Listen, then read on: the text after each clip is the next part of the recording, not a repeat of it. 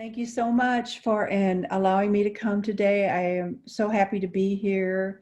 What a wonderful time. We are living in a little bit of a chaotic state right now in our world. Um, there's been a lot of fear stuff going around and this idea that we have to be afraid all the time. And that's why I wanted to share this message today because as it happens, I grew up with a mother that lived in fear all the time. So I got very good at learning how to manage that. Um, my mom was very nervous and very anxious all the time. She could find things to worry about that I was always amazed at. I sort of accused her that she could create cancer out of a hangnail, but that was her imagination. She had an amazing imagination, and even though she was a wonderful, kind, generous mother, she was a worrywart. And being around her was really challenging because it sort of rubbed off on you after a while. You became sort of nervous yourself. So I made a commitment to myself early in life that I was going to find another way to be, that her that her method of living as a warrior and full of anxiety was not the way I chose to be. So I decided early on I was going to figure out another way. And that was a great motivator for me because it helped me to realize that there are other ways to do this. And that's what I want to share with you today. She was pretty much resistant to everything, and she was afraid of everything, and she had prejudices about just about everything. And one of the things that she taught us, there were three of us. One of the things she taught us was a mental construct that she imagined called the boogeyman.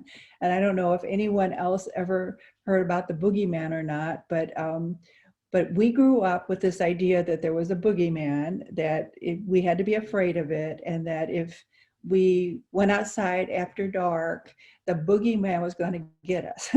So we grew up being afraid of the dark, and about going downstairs to the basement, we were afraid of that too. So there was a lot of things that we were afraid of because we were taught that. So my point here is that oftentimes we allow ourselves to be taught things like that. And later on, when I was a grown-up, I realized that I was afraid of the dark. And I thought to myself, well, that's really odd. Why would I be afraid of the dark? And so then my mind went back to the boogeyman, and I realized that idea had been planted into my mind a long time ago. And so I knew that I couldn't just wish it away. So I decided that what I would do, I created a strategy where I would go out into the dark at night. I'd go a little bit further each night until I could feel very comfortable. And pretty soon I was no longer afraid of the dark. I also would walk into my house when it was dark, and I would not turn on the lights because I wanted to get comfortable with the dark and realize there's nothing there to be afraid of. Now, that was a great strategy because it did help me, and I got over the whole idea of being afraid of the dark. But the same thing applies to every other kind of fear. So that's one of the things I want to talk to you about today, because there's a state of mind that you have to be wary of. And it's really everywhere right now, this state of mind. And if you're successful in any endeavor, you want to be very wary of this state of mind, because it can strike in lots of different ways. It could come at you through a relative or a friend, or it could come from just happenstance as you're listening to somebody else's dialogue. It could come from TV. It always comes from TV and media and radio and all kinds of commercials and even books.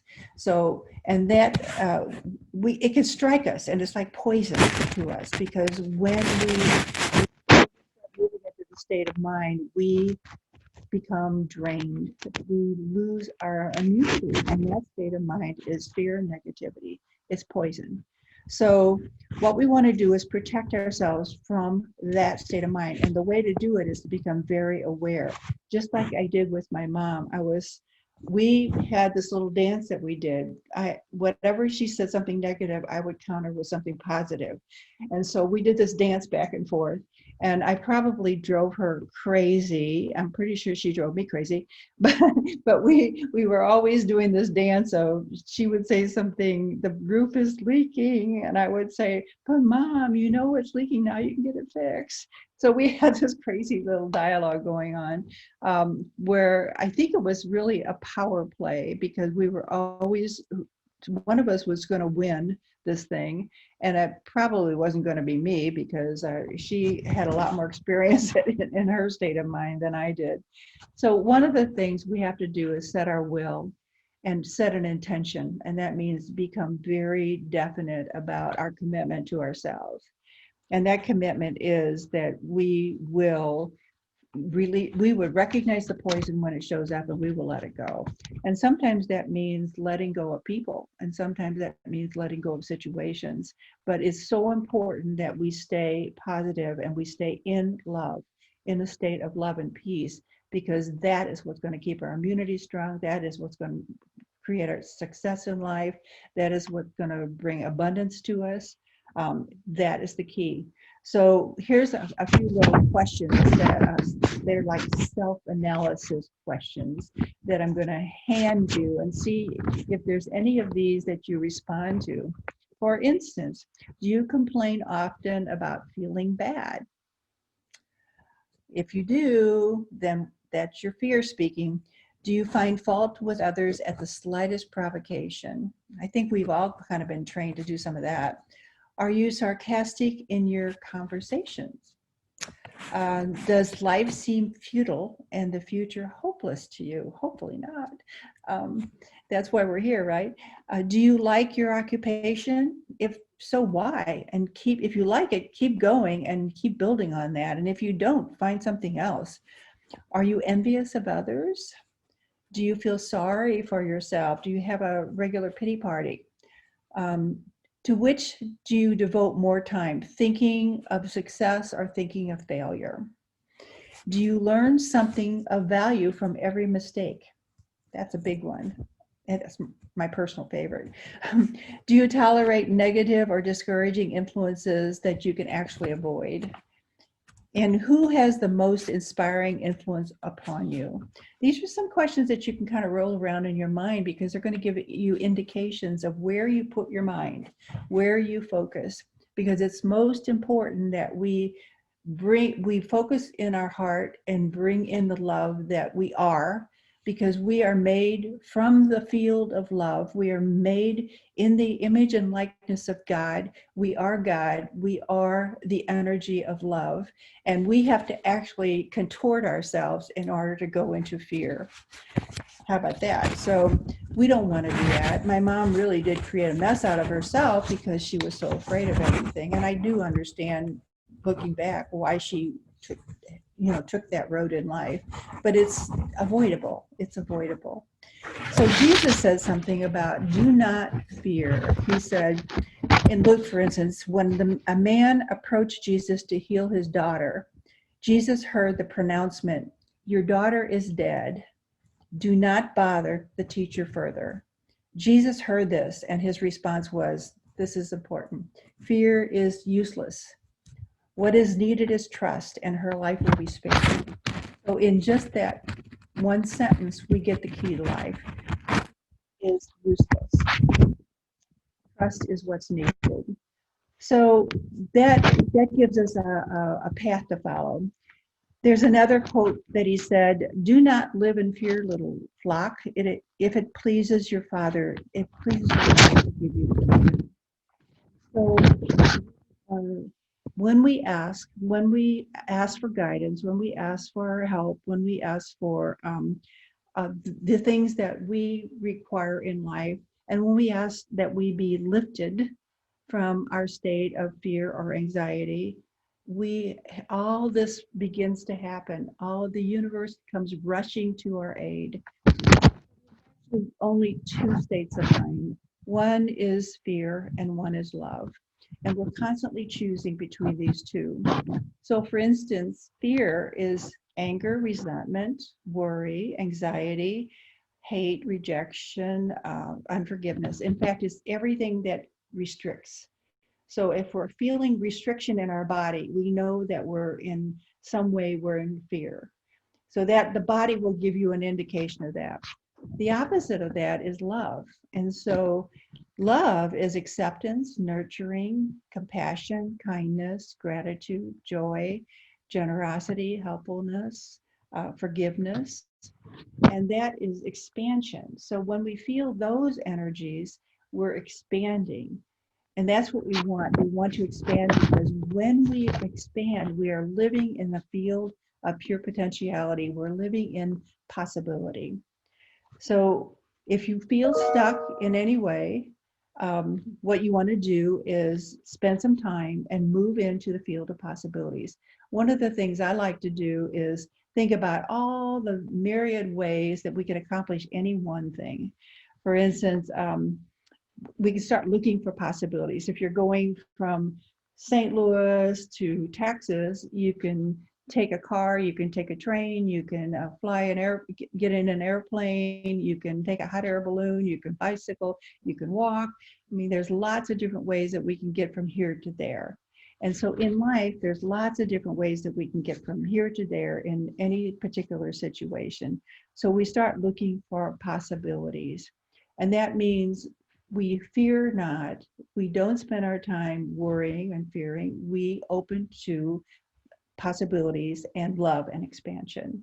So I had a client, in fact, I've had several clients just like this who had a sales quota. And whenever they come to me and tell me about their quota, I always ask them to please forget about their quota, but set it over to the side. But in the meantime, do everything in their power to give great service, to just operate from their heart and give the best service possible.